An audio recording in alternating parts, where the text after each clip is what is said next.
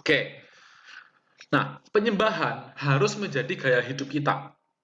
Gaya hidup itu berarti gini, kita harus punya satu kerinduan, bukan bukan keharusan ya, tapi kerinduan. Kerinduan itu berarti muncul dari hati kita. Untuk kita itu mau terus dekat sama Tuhan. Ya, ini kalau bisa di take notes ya, dicatat. Kenapa? Walaupun Koko bahas bukan tentang berkat, bukan tentang mungkin hal-hal khotbah-khotbah yang menarik atau apa. Koko bahas tentang penyembahan, pujian dan penyembahan. Tapi ini penting, karena ini nafasnya orang Kristen ada di sini. Makanya Koko bahas di sini. Nah, harus punya kerinduan untuk kita dekat sama Tuhan. Untuk kita itu bisa terus menikmati, enjoy God's presence. Menikmati terus hadirat Tuhan setiap hari. Karena gini, kenapa penting? Kalau orang itu bisa dekat sama Tuhan, orang itu bisa punya relasi sama Tuhan, orang seperti ini pasti akan mengalami kemenangan. Kok bisa kok? Iya, semakin kita dekat sama Tuhan, kita nggak akan pernah mudah jatuh dalam dosa. Serius, kalau kita dekat sama Tuhan, untuk kita jatuh dalam dosa, itu roh dalam diri kita, itu sudah terlatih betul-betul. Karena kita punya intimasi dengan Tuhan, kontak relasi yang dekat sama Tuhan. Roh kita itu bisa kuat. Akhirnya kita itu mau jatuh dalam dosa itu susah. Itu bahkan untuk berpikir jelek pun susah. Kenapa? Roh kita sudah terkoneksi sama Tuhan. Sudah dekat sama Tuhan. Mungkin kita susah bayangin. Maksudnya terkoneksi itu apa kok? Udah sekarang nurut aja sama Koko. Nurut aja sama Koko, bangun hidup penyembahan kita. Nanti kalau kalian bangun hidup penyembahan, percaya sama Koko, kalian akan merasakan gimana rasanya roh kita terkoneksi sama Tuhan. Gimana rasanya kalau kita tuh benar-benar setiap hari menggebu-gebu, pengen datang ke hadirat Tuhan, setiap hari pengen menyembah Tuhan, setiap hari tuh pengen datang baca Alkitab sama Tuhan, punya waktu-waktu quality time sama Tuhan. Kalau kita sudah terkoneksi, untuk kita jatuh dalam dosa, kita akan mikir-mikir. Kita bisa pikir gini loh, kita dicobai sama dosa. Pikiran kita tuh akan muncul satu ini, aku nggak tega, aku nggak bisa jatuh dalam dosa. Aku ini anaknya Tuhan, aku deket sama Tuhan, aku nggak mau kecewakan Tuhan. Itu pasti akan terngiang di pikiran kita. Kalau kita bisa berpikir seperti itu, berarti itu tandanya kita sudah deket sama Tuhan. Bukan bukan deket mau ke surga ya, tapi kita punya relasi yang deket sama Tuhan. Gitu. Nah, jadi kunci dari kita hidup kita bisa terhindar dari dosa. Sebenarnya simpel. Kuncinya bukan kita menjauh dari dosa. Banyak orang bilang kalau kita nggak mau dosa, menjauhlah dari dosa. Nggak cuma itu. Tapi mendekatlah kepada Allah. Kuncinya di situ. Makanya kenapa ada ayat yang mengatakan, mendekatlah kepada Allah, maka iblis akan lari daripadamu. Itu kuncinya. Ketika kita dekat sama Allah, dosa itu akan susah mencobai kita.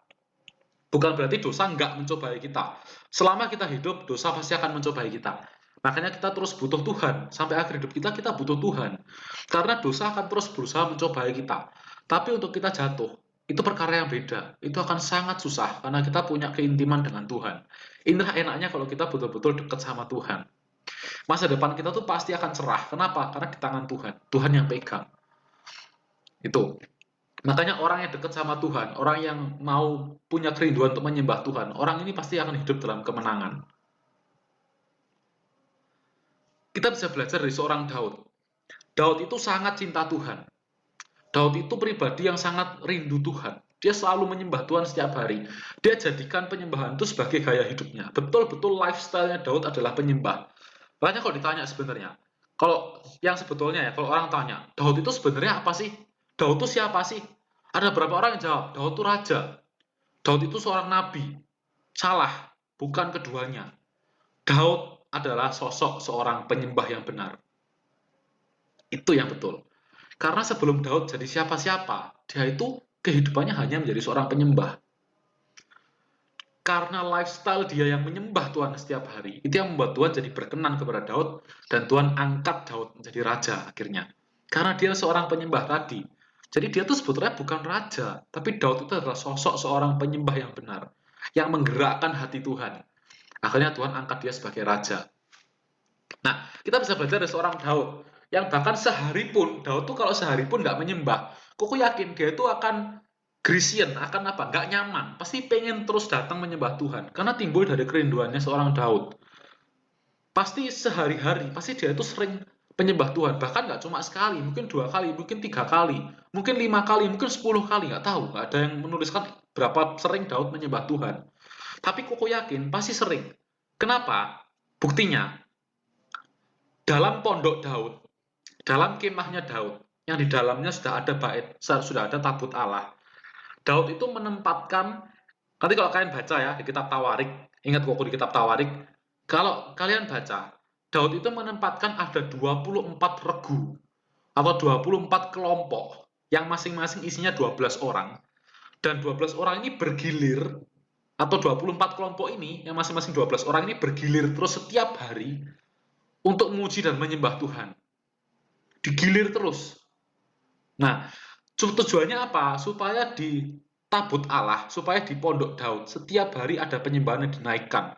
Bahkan bukan setiap hari, setiap detik ada pujian dan penyembahan yang dinaikkan. Nah, berarti itu menunjukkan betapa besarnya kerinduan sosok seorang Daud untuk menyembah Tuhan.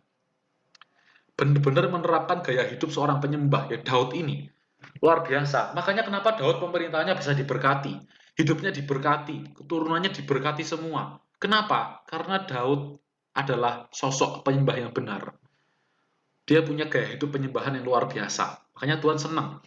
Sedangkan raja sebelumnya, Saul, di masa pemerintahannya pun, Saul nggak pernah sekalipun terpikir bahwa aku harus mengembalikan tabut Allah. Ingat ya kemarin Koko khotbah, Saul itu nggak pernah sekalipun terpikir, aku harus kembalikan tabut Allah. Bahkan 40 tahun Saul memerintah, Saul nggak pernah sekalipun mengindahkan tabut Allah. Tapi Daud beda. Begitu pertama kali Daud diangkat jadi raja atas seluruh Israel, tugas pertama yang Daud lakukan adalah dia kumpulkan semua orang Israel, dia angkat tabut Allah, dia taruh di Yerusalem. Daud mengindahkan tabut Allah. Daud mengutamakan Tuhan. Jadi hal pertama yang Daud cari adalah Tuhan dulu. Kalau dari sini aja Daud sudah mengutamakan Tuhan, Koko sangat yakin Daud itu setiap bangun pagi yang dicari itu pasti bukan sosmed. Ya memang nggak ada sosmed sih pada saat itu ya. Yang dicari juga bukan handphonenya. Tapi Daud pertama kali bangun, yang dicari pasti Tuhannya. Mungkin, asumsi Koko, mungkin dia akan lari dulu ke tabut Allah. Dia akan lari ke kemahnya dia, ke pondok Daud. Dia akan menyembah di sana sebelum dia mengawali harinya. Nah, jadi di sini kita belajar. Kalau kita mau melihat dari sosok hidup seorang Daud, maka kalau kita mau jadikan penyembahan sebagai gaya hidup, setiap bangun pagi, jangan pegang HP kita dulu. Jangan pegang sosmed kita dulu. Jangan buka update tentang ngambil reward login Mobile Legends-nya kita dulu. Tapi cari Tuhan dulu, sembah Tuhan dulu, naikkan pujian dulu sama Tuhan, baca Alkitab. Setelah semua selesai, lakukan aktivitas kita. Mau buka sosmed, mau kita nge-game, kayak mau apa, bebas. Bebas, yang penting utamakan Tuhan dulu sebelum kita melakukan segala sesuatunya. Hal pertama yang kita cari adalah hal yang paling kita cintai. Tapi kalau kita mencari ke handphone kita dulu, berarti inilah yang kita cintai, bukan Tuhan kita. Kalau kita bilang, aku cinta Tuhan, so hal pertama yang harus kita lakukan adalah ya cari Tuhan dulu. Kalau kita bilang, aku cinta Tuhan, aku betul-betul mencintai Tuhanku, maka hal pertama dan hal terakhir yang harus kita lakukan setiap hari adalah mencari Tuhan. Nah, sekarang pertanyaannya, sudahkah Tuhan itu jadi prioritas utama kita setiap pagi? Nah, ini perenungan di hati kita masing-masing ya. Oke, kita kembali lagi ke seorang Daud. Di awal pemerintahannya, Daud ini memerintahkan kepada bangsa Israel. Dia perintahkan untuk bersama-sama mereka angkat tabut Allah. Ayo seluruh Israel, kita kumpul sama-sama, semua imam dan orang-orang Israel, kita angkat tabut Allah. Nah, tapi jeleknya, ya ini, ternyata ada jeleknya juga dari seorang Daud. Jeleknya apa? Daud ini memberikan perintah tanpa persiapan yang matang. Karena perintahnya dia ini sangat mendadak. Tiba-tiba dia langsung bilang, besok kumpulkan semua orang Israel dan para imam, kita akan angkat tabut Allah. Terjadi nggak rencananya? Terjadi. Banyak orang yang mulai berkumpul, dan mereka mengangkat tabut Allah. Tapi, karena persiapan yang kurang, ternyata banyak sekali imam-imam itu yang nggak bisa hadir. Nggak banyak imam bisa hadir. Mungkin kondisi berhalangan, atau mungkin ada juga imam yang nggak kudus. Yang mungkin kemarin lagi habis minum-minum mungkin, atau habis melakukan hal-hal yang kurang baik. Bukan berarti berdosa ya, maksudnya gini, kalau kita baca di kitab perjanjian lama, imam itu harus kudus waktu melayani. Kudus itu maksudnya gini, hari sebelumnya, misalkan nih, si imam ini sudah beristri atau sudah beristri, ya, sudah berpasangan. Terus imam ini kemarinnya itu habis berhubungan sama istrinya, ya hubungan suami istri, itu ya. Itu besoknya dia nggak boleh melayani dulu, karena dianggap lagi nggak kudus. Harus tunggu dulu setelah 1 minggu, baru dianggap kudus dan boleh melayani. Itu peraturan perjanjian lama. Seperti itu. Nah, kalau sekarang kan nggak ada. Sekarang sudah era kasih karunia, sudah beda. Tapi dulu seperti itu aturannya. Waktu Daud ya seperti itu. Banyak imam itu nggak siap. Akhirnya terjadi apa? Mereka mulai bingung. Ketika mereka harus angkut, mereka bingung kan. Akhirnya ada satu orang yang mikir gini. Oke gini, kita buat aja pedati. Pedati itu kereta kerbau yang diangkut sama kerbau. Tabut Allah naikkan ke atas kereta kerbau. Nanti supaya kereta ini diangkut sama kerbaunya ke Yerusalem. Dan mungkin ini kelihatannya good idea, tapi ini bukan God's idea. Ini bukan rencana Tuhan, ini rencana manusia. Dan rencana ini diambil, kok bisa kepikiran? Karena rencana ini itu diambil dari bagaimana bangsa-bangsa di luar umat pilihan Allah mengangkat berhala mereka. Contoh, orang Filistin. Orang Filistin kalau mengangkut berhalanya mereka atau dewa-dewanya mereka, mereka pakai pedati ini. Mereka pakai kereta kerbau ini. Dan orang Israel itu niru. Padahal sebenarnya kalau kita baca di kitab Keluaran, sama Musa itu sudah dijelaskan, kalau kamu mau mengangkat tabut Allah, haruslah imam yang mengangkat. Ya kalau kita baca aturannya ya, itu sudah baca semua kan ya pasti ya, sudah tahu lah ya. Haruslah imam yang mengangkat, dan mengangkatnya nggak boleh pakai kerbau. Enggak, ya imam itu sendiri dengan ditaruh di atas bahunya, yang mereka harus angkat tabut Allah. Nggak boleh pakai kereta kerbau. Tapi pada saat itu karena kondisi mendadak, mereka berpikir kita pakai caranya orang Filistin aja. Dan Tuhan nggak berkenan. Akhirnya yang terjadi apa? Tetap diangkat. Diangkat ya, mereka jalan awalnya lancar. Nah kemudian tiba-tiba salah satu entah mungkin apa yang rusak, akhirnya kereta ini tergelincir. Kereta ini tergelincir dan singkat cerita tabutnya jatuh. Terus ada satu orang pemuda namanya Uza. Uza ini dia berdiri di samping tabut Allah tadi yang sedang diangkut. Begitu dia lihat tabut Allah jatuh, dia berusaha gimana caranya dia pegang tabut Allah tadi supaya nggak jatuh. Berusaha ditopang. Tapi Tuhan marah karena itu bukan seharusnya. Akhirnya terjadi apa? Si Uzai disambar habis sama Tuhan dan dia meninggal. Dan Daud kaget, Daud ketakutan. Dari situ akhirnya Daud membatalkan. Daud bilang nggak jadi diangkat. Taruh di rumah Obed-Edom, salah satu imam. Akhirnya ditaruhlah di rumah Obed-Edom akhirnya. Dan pengangkatan pertama batal. Karena kesalahan Daud tadi yang kurang persiapan. Nah, tapi kok mau bahas dari cerita sosok seorang Uza. Uza ini siapa? Yang disamber mati tadi sama Tuhan. Ternyata Uza itu dari namanya. Ini sambil kita belajar Alkitab ya. Uza ini nama panjangnya adalah Uza bin Abinadab atau Uza anak dari Abinadab. Abinadab itu adalah orang yang menyimpan tabut Allah sebelum tabut Allah itu dipindahkan sama Daud. Nah, jadi Abinadab ini, ayahnya Uza, itu pasti adalah seorang imam. Karena dia yang menyimpan tabut Allah di rumahnya. Itu waktu tabut Allah belum dibawa ke Yerusalem, disimpan sama si Abinadab ini. Jadi Uza ini adalah anaknya imam. Tapi kenapa si anaknya imam ini disamber sama Tuhan? Pasti ada pertanyaan. Kenapa kok si anak imam ini tetap disamber sama Tuhan? Ada dua alasan. Ada dua alasan kenapa si Uza ini tetap disambar sama Tuhan sampai dia meninggal. Yang pertama, bisa jadi karena kembali lagi dia nggak kudus.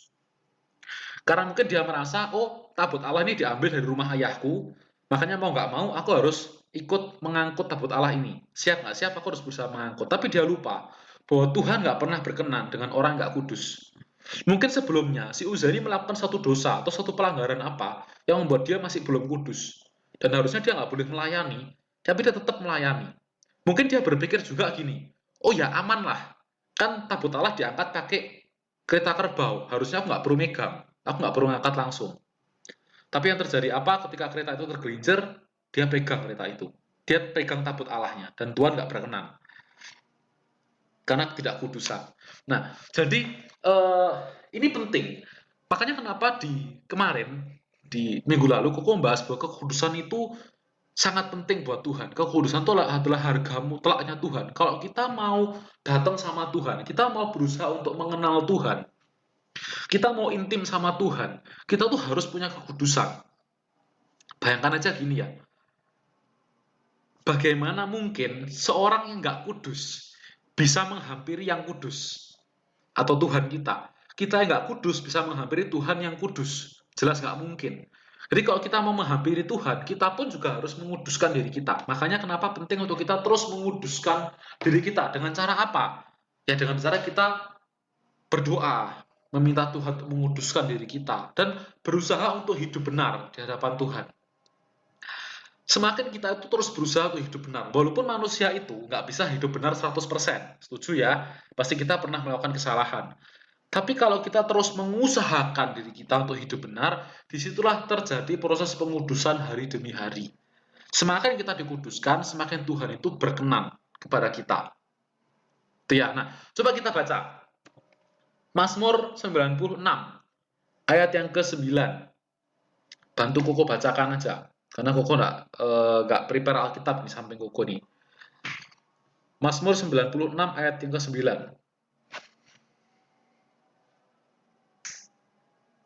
Kelarin gue baca, kelarin gue.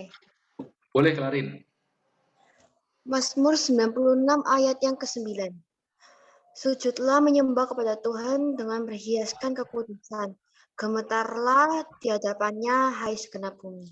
Amin. Amin. Yuk kelarin. Ini perkataan dari seorang Daud juga di kitab Mazmur ya. Sujudlah menyembah Tuhan, berhiaskan kekudusan. Ini anjuran dari Raja Daud. Tuhan itu sangat menyukai kekudusan. Tuhan itu sangat berkenan dengan orang-orang yang datang kepada Tuhan dengan berhiasan kekudusan. Nah, memang hari ini, kalau kita lihat-lihat lagi ya, hari ini kalau kita nggak kudus, kita tuh nggak mungkin dihukum sama Tuhan. Karena kita kan hidup di era kasih karunia. Tuhan Yesus sudah mati buat kita. Jadi nggak ada lagi hukuman yang separah seperti dulu. Kalau kita nggak kudus, justru Alkitab bilang apa? Datang sama Tuhan. Akui semua dosamu, maka kita akan diampuni. Karena kita punya Tuhan yang setia dan adil. Jadi itu dituliskan di kitab Yakobus. Nah, jadi hari ini kita ada di era kasih karunia. Tapi bukan berarti kita nggak perlu hidup kudus. Justru penting untuk kita hidup kudus. Kembali kayak aku bilang tadi ya. Kalau kita menyembah Tuhan dalam kekudusan, kita itu dapat menikmati hadirat Tuhan lebih dalam.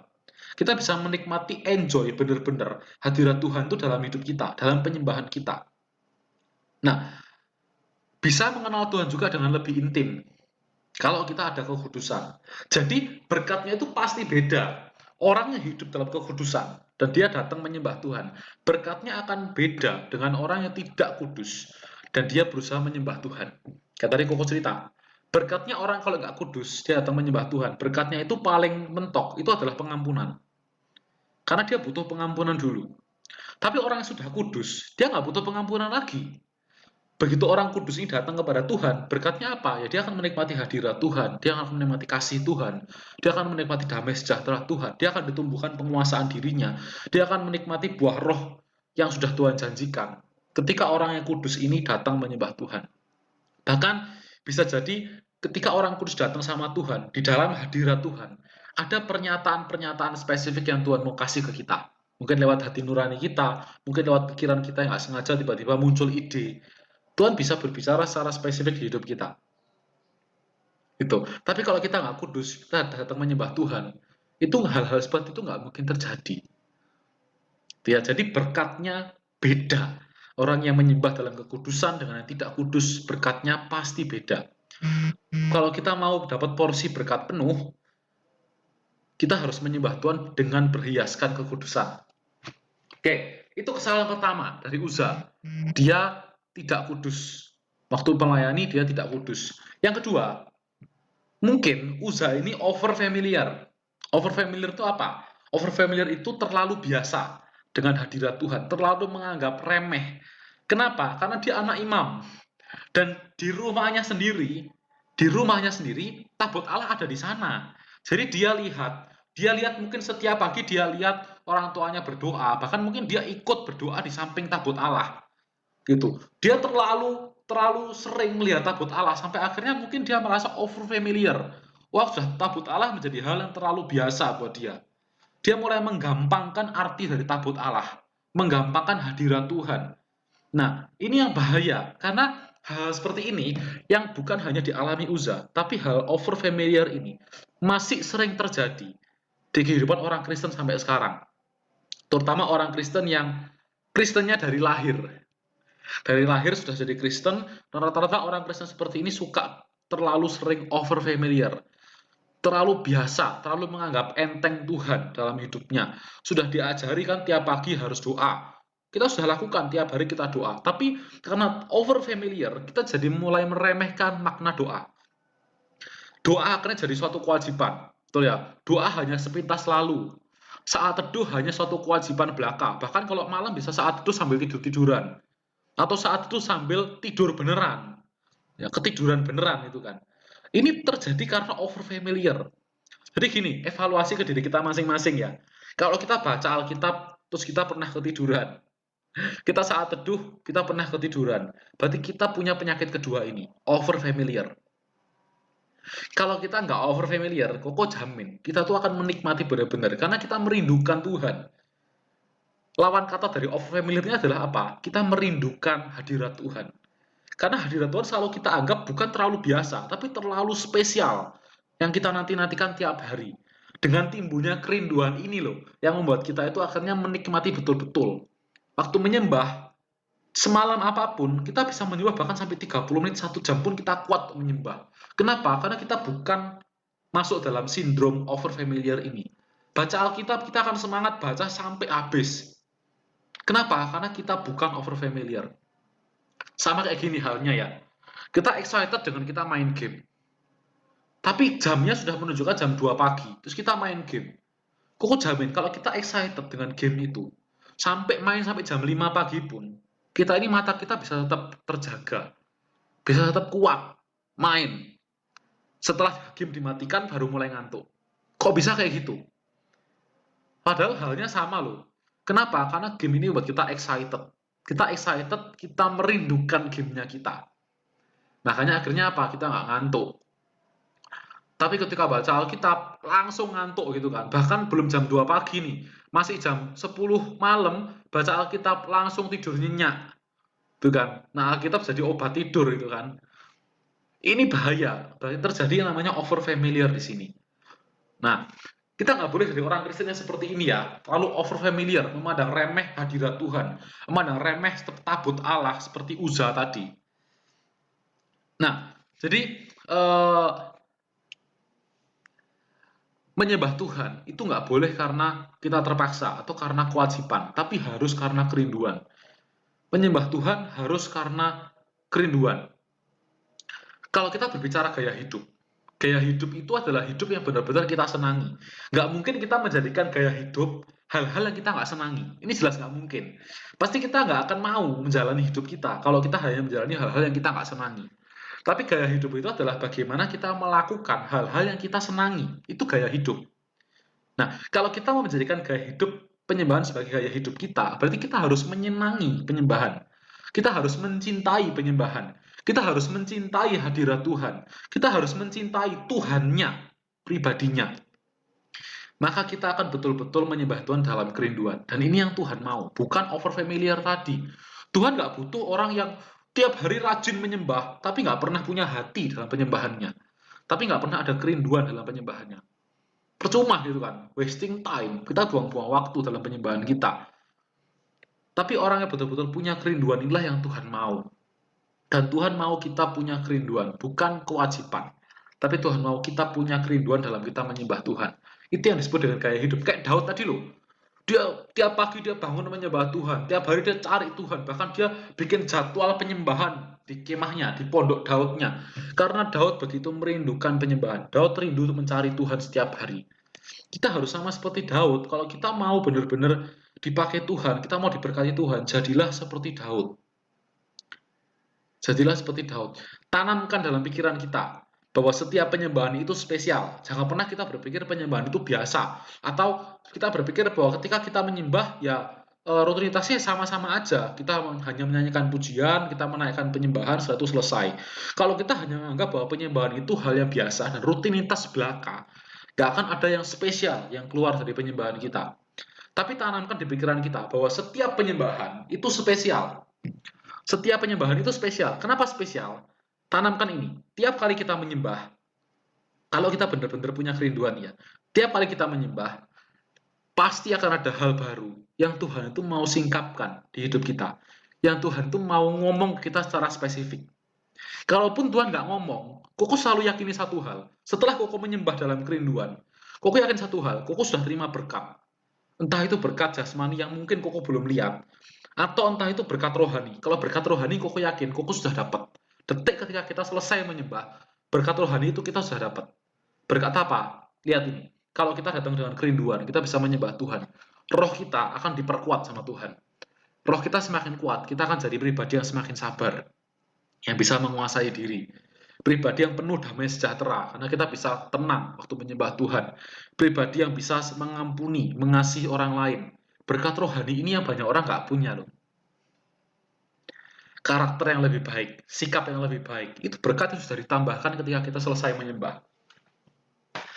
Nah, jadi yakinilah bahwa setiap penyembahan itu spesial. Walaupun kita nggak bisa lihat dengan mata kita, kelihatannya kok nggak ada hasilnya, menyembah sama aja kok, seperti biasa aja. Kita memang belum mengalami, tapi kita akan mengalami, akan merasakan perubahannya ketika masalah itu mulai datang.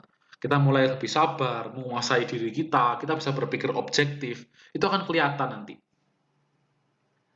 Oke, tanamkan di pikiran kita, setiap penyembahan itu spesial. Nah, sekarang coba kita lihat.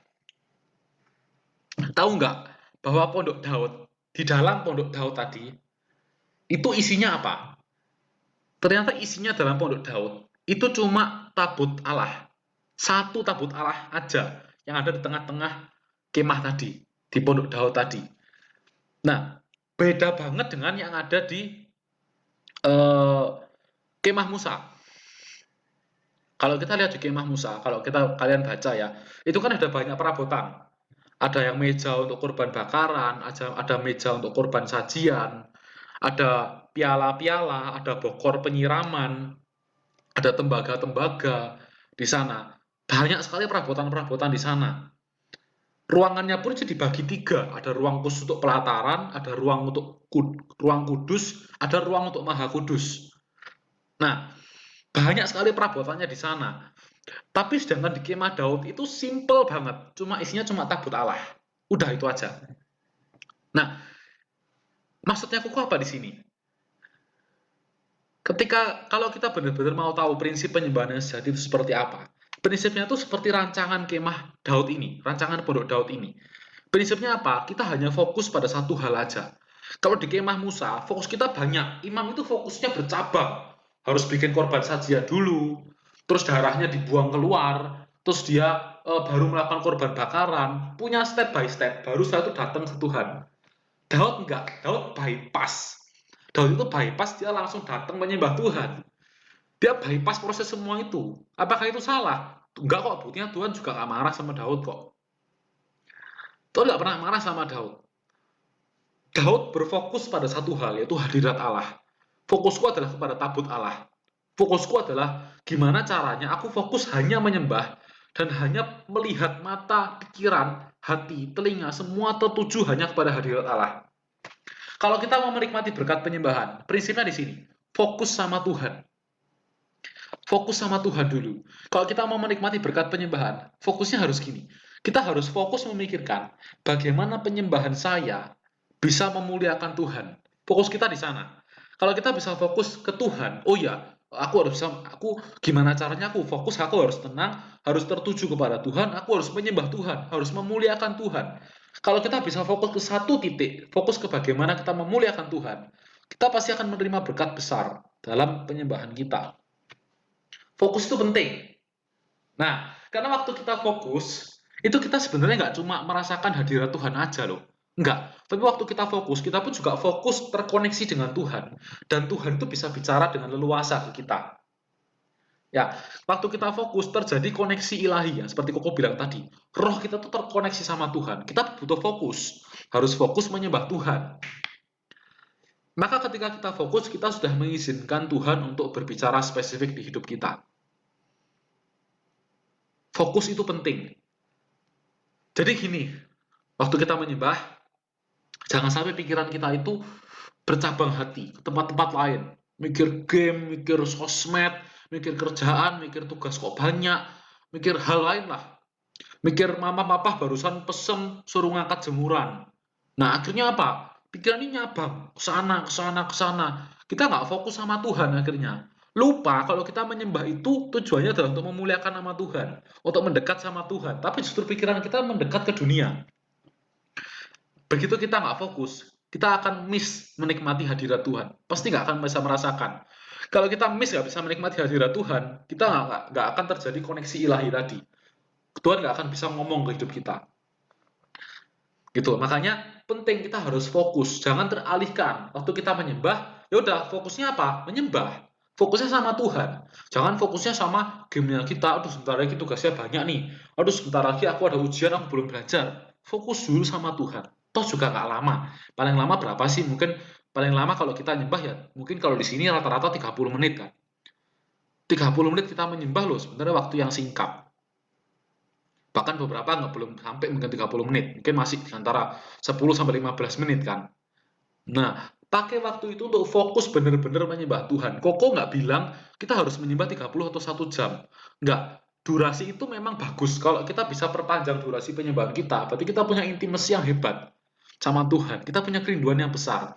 Tapi yang penting adalah, kita sekalipun cuma 10 sampai 15 menit, kalau kita bisa direct fokus sama Tuhan, powernya penyembahan kita tuh pasti akan kerasa. Berkat penyembahan itu pasti akan kerasa. Tuhan pun bisa ngomong kok ke kita. Tuhan tuh nggak butuh waktu lama sebenarnya untuk ngomong spesifik ke kita. Tapi Tuhan butuh fokus. Tuhan butuh kita fokus ke dia. Kalau kita nggak fokus ke dia, Tuhan nggak akan bisa ngomong. Contoh misalkan, Justin lagi ngobrol-ngobrol sama Koko. Terus tiba-tiba, Justin dipanggil sama orang lain. Dipanggil sama Austin misalkan. Terus Justin lihat ke Austin. Wajahnya lihat ke Austin. Maka Koko yang lagi ngomong, pasti Koko kan stop. Karena kalau Koko ngomong, percuma, Justin nggak akan denger kan. Koko pasti akan stop. Ya kayak itu loh. Begitu koneksi kita teralihkan, Tuhan akan stop. Tuhan nggak jadi ngomong sama kita. Karena relasi sudah terputus tadi, fokus kita sudah mulai pindah. Tapi kalau kita balik, Justin balik, fokus ke Koko lagi. Sorry kok tadi dipanggil ke Austin. Gimana kok? Koko mulai ngomong lagi. Ya bener, thank you Justin udah jadi peragaan yang sempurna ya. Itu butuh fokus dulu. Makanya fokus itu penting, jangan alihkan pikiran kita. Terus di gereja, wah ini apalagi ini juga penting. Waktu kita menyembah di gereja, jangan jaim. Jangan gini, kok aku nggak enak kok. Aku kalau menyembah serius kok, nggak enak sama kanan kiriku kok. Kanan kiriku tuh kalau menyembah, mereka itu umi-umi cuma sekedar ngomong dalam hati. Nggak pernah angkat tangan, diem-dieman kok. Apalagi mereka lebih tua umurnya kok. Aku nggak enak, nanti aku kesannya kayak kayak kesannya lebih aktif dari mereka kok. Kayak kesannya aku takut terlalu rohani. Nanti mereka malah ngerasani aku atau dan lain sebagainya. Atau aku nggak enak sama temanku kok. Temanku ini orangnya ini kalau lihat aku gerak-gerak gitu kok, nanti dia ngerasani aku dengan alasan apapun lah. Nah, ketika kita menyembah Tuhan di gereja, jangan pedulikan kanan mau kiri mau ngomong apa, nggak usah peduli, fokus aja sama Tuhan, fokus sama Tuhan. Ingat, penyembahan itu adalah urusan personal. Penyembahan itu ada antara kita sama Tuhan, bukan antara kita sama teman kita, antara kita sama jemaat yang lain. Enggak, antara kita sama Tuhan. Itu esensi penyembahan itu di sana. Jadi gak usah peduli sama kanan kirimu mau ngomong apa. Kalau mau nyembah, nyembah aja. Kalau mau ekspresif, ekspresif aja. Penyembahan angkat tangan, angkat tangan. Mau penyembahan mau sambil lambaikan tangan apa, Udah, jalan aja, sembah aja. Karena itu kan antara personal kita dengan Tuhan. Jangan takut orang lain mau ngomong apa. Urusan mereka. Menyembah itu adalah urusan kita pribadi sama Tuhan. Ya, jadi nggak ada hubungannya sama orang di kanan kiri kita. Nah, kalau kita mau diberkati lebih, kita mau dapat berkat lebih dari orang lain, maka lakukan apa yang orang lain nggak lakukan. Kalau kita mau dapat berkat lebih dari orang lain, lakukanlah apa yang orang lain nggak lakukan. Kalau orang lain nggak mau menyembah serius, kita harus nyembah serius. Kalau orang lain nggak mau ekspresif, kita harus ekspresif. Maka berkat yang kita terima akan beda dengan berkat orang lain. Kuncinya di sana. Jadi ketika kita betul-betul mau menyembah dengan serius, ekspresif menyembah, akan ada perbedaan berkat. Pasti akan kelihatan bedanya.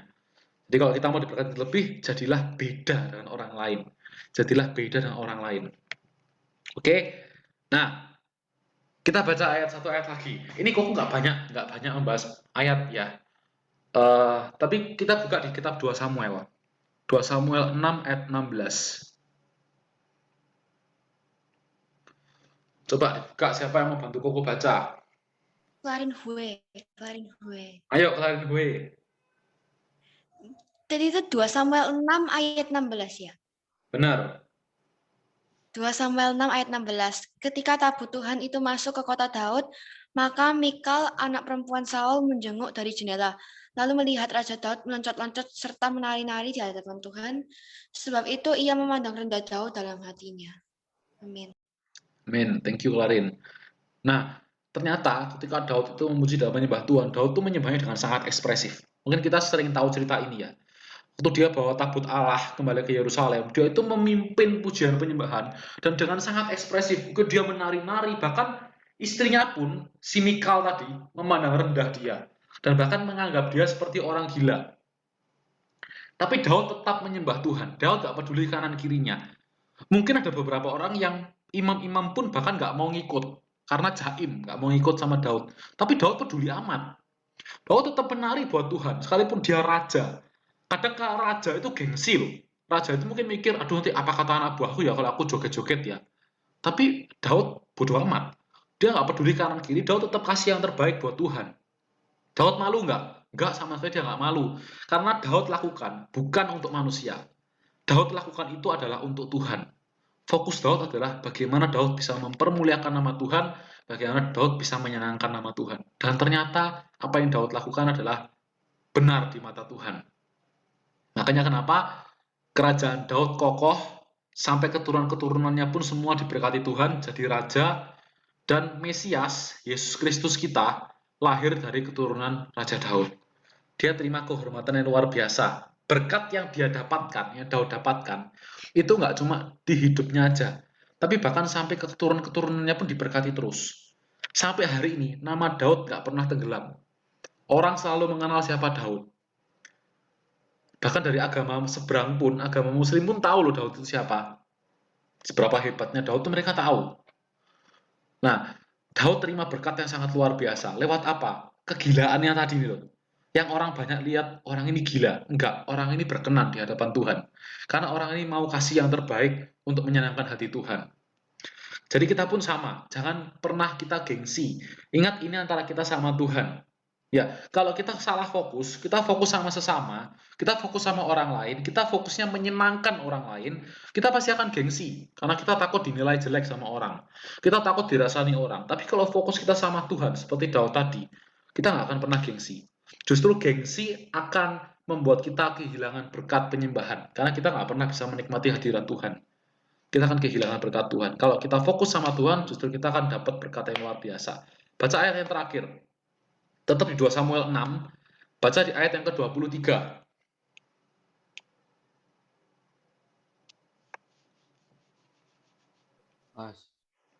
Tuh kasihan Justin tuh. Justin dulu deh. 2 sampai 6 ayat yang ke-23. Mikal binti Saul tidak mendapat anak sampai hari matinya. Ya, dapat konsekuensi ya. Si Mikal tadi yang memandang rendah Daud dihukum Allah. Mikal tidak mendapat anak sampai hari matinya. Tahu nggak bahwa untuk seorang istri, kalau nggak bisa memberikan anak, itu ibarat suatu kutuk zaman dulu. Makanya kalau perempuan nggak bisa kasih anak ke suaminya, mereka pasti akan merasa bahwa mereka dikutuki sama Allah. Mereka merasa sebagai wanita yang paling nggak berguna, karena mereka nggak bisa kasih keturunan.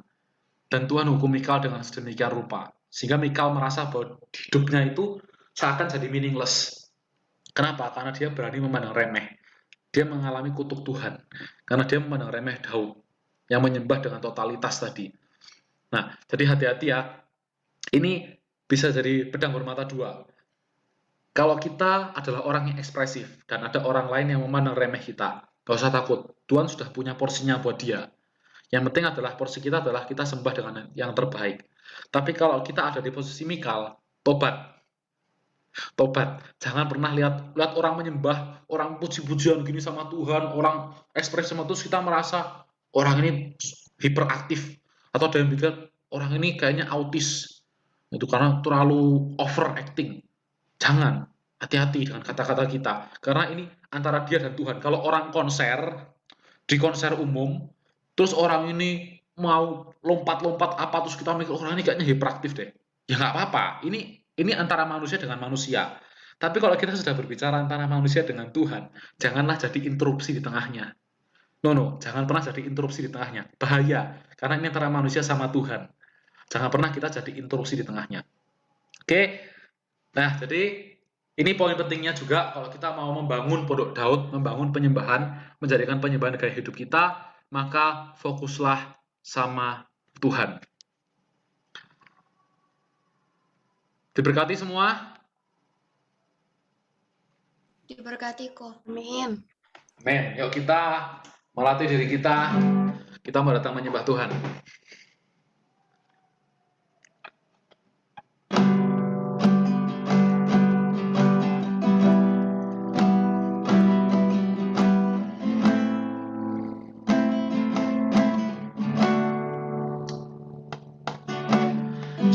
Jesus be the center of it all.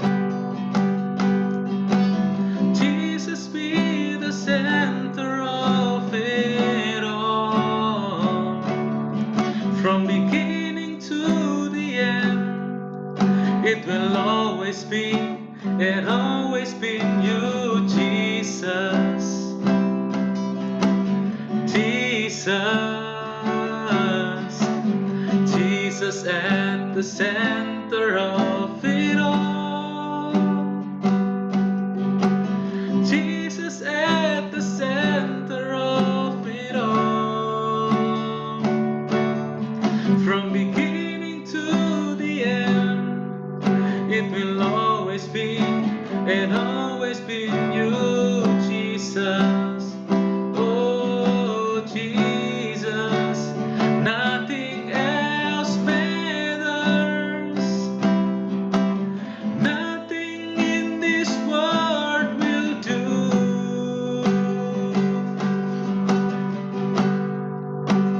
Jesus, you're the center.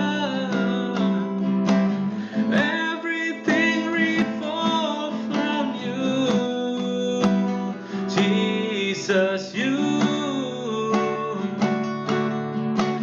Jesus, be the center of my life.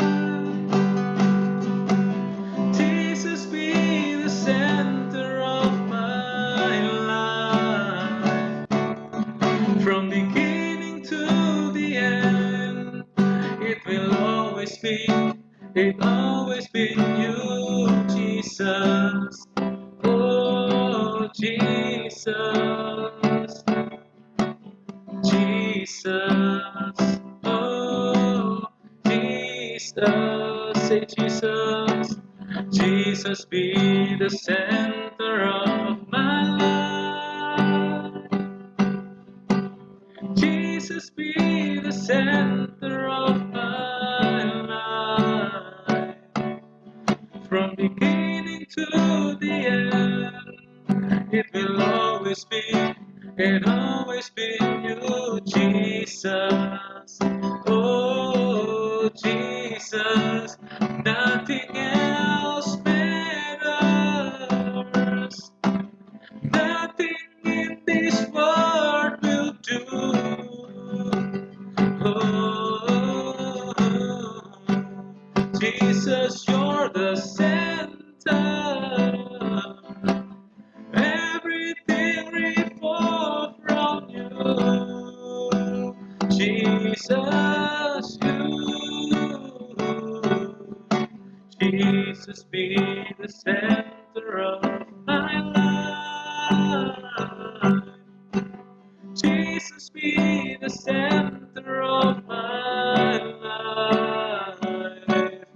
From beginning to the end, it will always be and always be you, Jesus.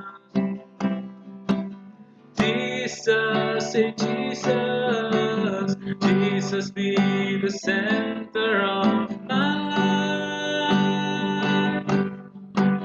Jesus be the center of my life.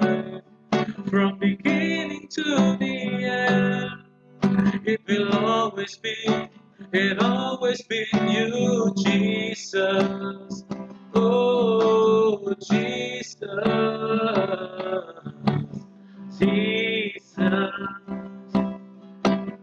Jesus, be the center of my life. Jadilah pusat dalam kehidupan kami ya Yesus, biarkan mata hati, pikiran kami semuanya tertuju kepadamu, selalu menjadikan Engkau pusat dari kehidupan kami, pusat dari penyembahan kami ya Tuhan.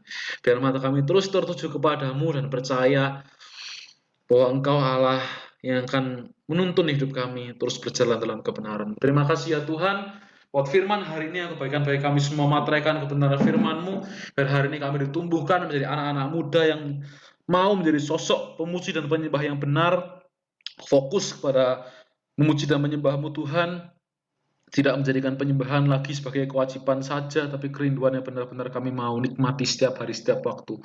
Layaknya seperti Daud, latihlah kami dengan cara yang sama Tuhan, menjadikan gaya hidup sebagai penyembahan, sebagai gaya hidup kami yang terutama dalam hidup kami. Ketika kami bangun, ketika kami tidur, biar yang kami ingat adalah bagaimana kami mau menyembah-Mu dan mempermuliakan nama-Mu. Terima kasih Tuhan. Terima kasih buat segala kebaikan demi kebaikan yang Kau berikan dalam hidup kami. Kiranya Engkau terus memberkati kami, mimpin kehidupan kami.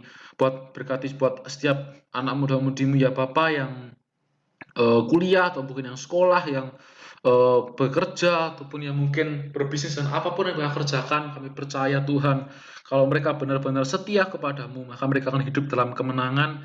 Mereka tidak akan pernah ditinggalkan, mereka tidak akan pernah mengalami hal yang buruk dalam apa yang mereka kerjakan. Pasti Engkau Tuhan yang menjadikan berhasil. Berikan mereka hikmat dan penyertaan-Mu senantiasa ya Tuhan, membuat berhasil apapun yang mereka kerjakan, dan buat mereka yang keluarga mereka masing-masing juga diberkati, dilimpahkan kebaikan demi kebaikan Tuhan. Mungkin juga orang tua yang mereka yang bekerja, Kau juga cukupi secara ekonomi, secara finansial ya Tuhan. Dan buat mereka yang bekerja sendiri, Kau juga cover finansial mereka dengan baik, karena kami percaya Engkau adalah Allah yang memelihara setiap kehidupan kami. Masa depan kami, semua rencana kami serahkan dalam tangan-Mu. Dan hari ini Tuhan, kami mau melatih diri kami menjadi sosok penyembah yang benar, yang mau sujud kepadamu, berhiaskan kekudusan, mengejar kekudusan. Dan kami percaya berkat penyembahan akan dilimpahkan secara luar biasa di dalam hidup kami. Terima kasih ya Tuhan. Mudah-mudahan dikasih Tuhan, bersama-sama kita angkat dua tangan kita. Kiranya Tuhan memberkati Engkau dan melindungi Engkau. Tuhan menyertai Engkau dengan wajah-Nya dan memberi Engkau kasih karunia. Tuhan menghadapkan wajah-Nya kepadamu dan melimpahkan kepadamu damai sejahtera yang melampaui segala akal, yang memelihara hati dan pikiran kami, pikiran kita semua dari sekarang dan sampai selama-lamanya. Sudah diberkati Tuhan, sama-sama kita mau katakan amin. Amin.